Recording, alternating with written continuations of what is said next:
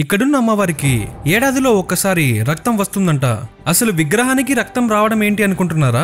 ఇలాంటి అమ్మవారి గురించి మీరు ఎక్కడా వినుండరు. వీడియోని పూర్తిగా చూడండి.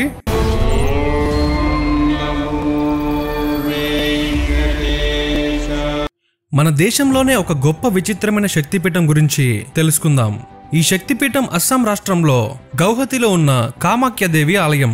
ఇక్కడ ఎటువంటి అమ్మవారి విగ్రహం ఉండదు.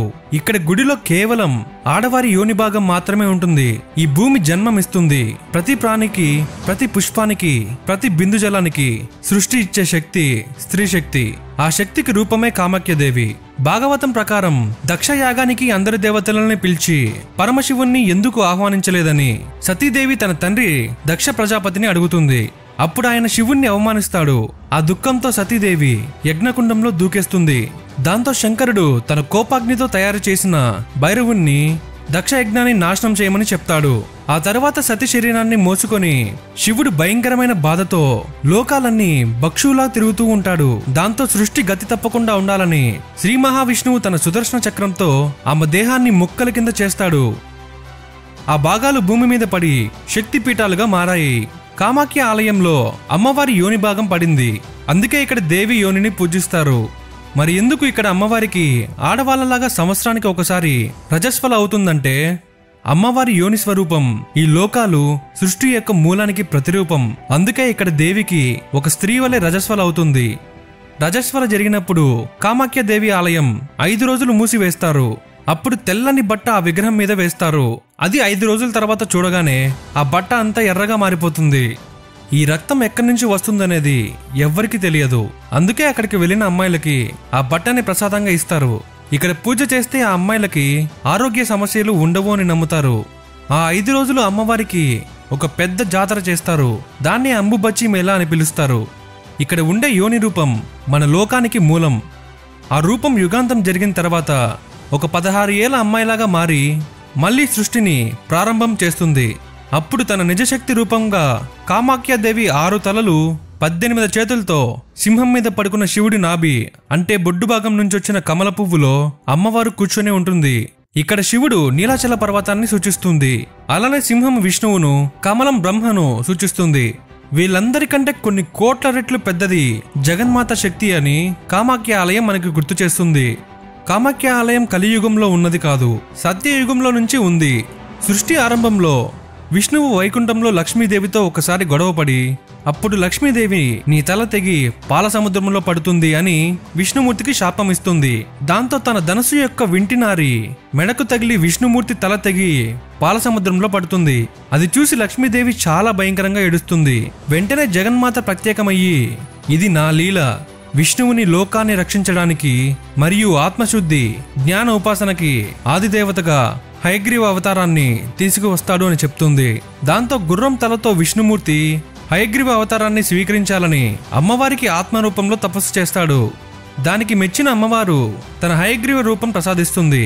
ఈ గుహను మనం ఇప్పుడు కూడా నీలగిరి పర్వతంలో చూడొచ్చు. కామాఖ్య కేవలం ఒక్క దేవత కాదు, 10 మహావిద్యలకు నిలయం, శక్తి యొక్క 10 మహారూపాలు. ఈ నీలగిరి కొండ మీద కామాఖ్య కాళితో పాటు భువనేశ్వరి, తార, చిన్నమస్త, త్రిపుర సుందరి, దమావతి, బగలామకి, మాతాంగి, కమల వంటి అందరి దేవతలకు ప్రత్యేక గుడులు ఉన్నాయి. ప్రతి దేవత ఒక ప్రత్యేకమైన శక్తిని సూచిస్తుంది. ఇక్కడ పూజించేది శక్తి యొక్క పూర్తి రూపం.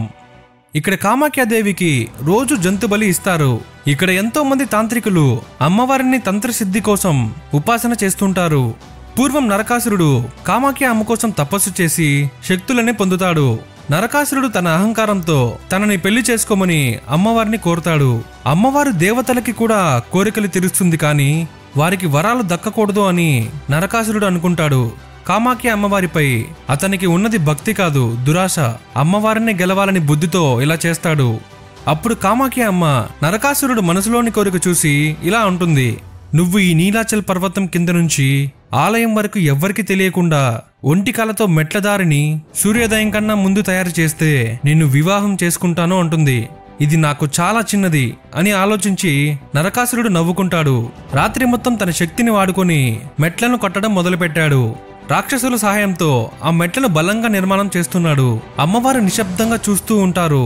నరకాసురుడు గమ్యానికి అతి చేరువలో ఉండగా కామాఖ్య అమ్మ తన మాయతో కోకిల అరుపు అరిచి నరకాసురుడిని మోసపరిచింది. నరకాసురుడు ఆ అరుపు వినగానే అహో పొద్దున వచ్చేసింది అని అనుకుని పని మధ్యలోనే ఆపేశాడు. అమ్మవారి మాయ గ్రహించిన నరకాసురుడి మనసులో ఆశ కాస్త కోపంగా మారింది. నరకాసురుడు తన సైన్యంతో యుద్ధానికి సిద్ధమవుతాడు. దాన్ని చూసిన అమ్మవారు నీ నాశనం ఒక రూపంలో నా చేతితో జరుగుతుంది అని శపిస్తుంది. ఈ విషయాన్ని భాగవతంలో కూడా చెప్పబడింది.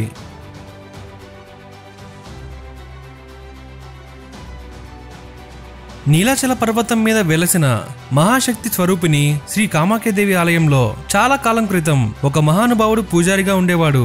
ఆయన పేరు కెండులకై భట్టారుడు. ఆయన చేసే పూజలో కామాఖ్యదేవి స్వయంగా తన భక్తికి మెచ్చి సమాధానం ఇస్తుందని అందరూ నమ్ముతుంటారు. ఆయన పూజా విధానం అత్యంత శుద్ధిగా భక్తితో చేసేవారు. ఆయనతో అమ్మవారు నిత్యం దర్శనం ఇవ్వడం, పూజ స్వీకరించడం చేత దేవతలకు కూడా ఆశ్చర్యం కలిగించేది. ఆ సమయంలో కామరూప రాజవంశంలో రాజ్యం పరిపాలిస్తున్న రాజనారాయణకి ఒక ఆలోచన వచ్చింది. ఈ పూజారికి అమ్మవారి దర్శనం ఇస్తున్నారంటే నాకు కూడా ఇవ్వాలి, నేనే రాజును, నేనే చూడాలి అని అనుకుంటాడు. నేను కామాఖ్యదేవిని ముఖరూపం చూడాలి, నువ్వు దర్శనం పొందుతున్నావు, నీకు అందిస్తే నాకెందుకు దర్శనం కాదు అని రాజుగారు పూజారిని అడిగాడు. అప్పుడు పూజారి ఆమె స్వయంభూ శక్తి, ఆమె రూపం అద్భుతం, ఆతింద్రియం, భక్తి లేకుండా శారీరక దృష్టితో చూడాలంటే ఆ రూపం భంగంగా మారుతుంది అని అనగానే రాజా నారాయణ అహంకారంతో ఒకరోజు పూజారికి తెలియకుండా గోప్యంగా పూజా సమయంలో గుడిలోకి ప్రవేశించాడు. అప్పుడు కామాఖ్య అమ్మవారు తేజోమాయ స్వరూపంలో వికసించింది. ఆ అద్భుతమైన దృశ్యాన్ని చూసి ఆ తేజస్సుని భరించలేక రాజు పడిపోయాడు. నిశ్చేషం అహంకారంతో వెలిగిన నేత్రాలలో ఆ రాజుకి అంధకారం చేరింది. కామాఖ్యదేవి క్రుద్ధక్షేత్రంలో పరాక్రమం చూపించి రాజనారాయణతో అమ్మవారు ఇలా అంటుంది, నా రహస్య స్వరూపాన్ని వినయంగా భక్తితో భజించని వాడికి శరణు ఇస్తాను. అహంకారంతో కళ్ళు మూసుకుపోయిన వాడికి దర్శనం లేదు. నీ శరీరంలో తేజస్సు ఇచ్చే బలం లేదు. నీ దృష్టిని నేను తీసుకుంటున్నాను. అప్పుడు రాజానారాయణ వెంటనే భయపడి క్షమాపణ కోరాడు. దేవి క్షమించడంతో తన శరీర బలాన్ని తిరిగి పొందుతాడు. ఆ రోజు నుంచి కామాఖ్యదేవి ఆలయంలో విగ్రహం లేదు. ఆమె యోని రూపంలో జలకుండంలో నిత్యం పూజించబడుతుంది. కెండుకలై భట్టారుడు ఆ రోజు నుంచి మహాభక్తుడిగా అభిషేకం, పూజ, బలి ఇవ్వడంలో సిద్ధుడిగా నిలిచాడు.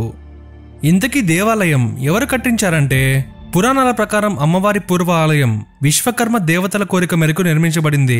చిలరాయి అనే రాజవంశం యొక్క నిర్దేశనలో ప్రముఖ ఆలయం నిర్మించబడింది అని చారిత్రక ఆధారాలు మరియు శాసనాలు కూడా ఉన్నాయి. పునరుద్ధరణ పనిలో చాలా వరకు తొలగించిన ఆలయాల నుంచి స్వీకరించిన పదార్థాలు ఉపయోగించారు. వాటిలో కొన్ని ఇప్పటికీ మనం ఆలయంలో చూడవచ్చు. 2 సార్లు పరదేశస్థుల వల్ల నాశనమైన తర్వాత కూడా దేవి ఆలయం చెక్కు చెదరలేదు.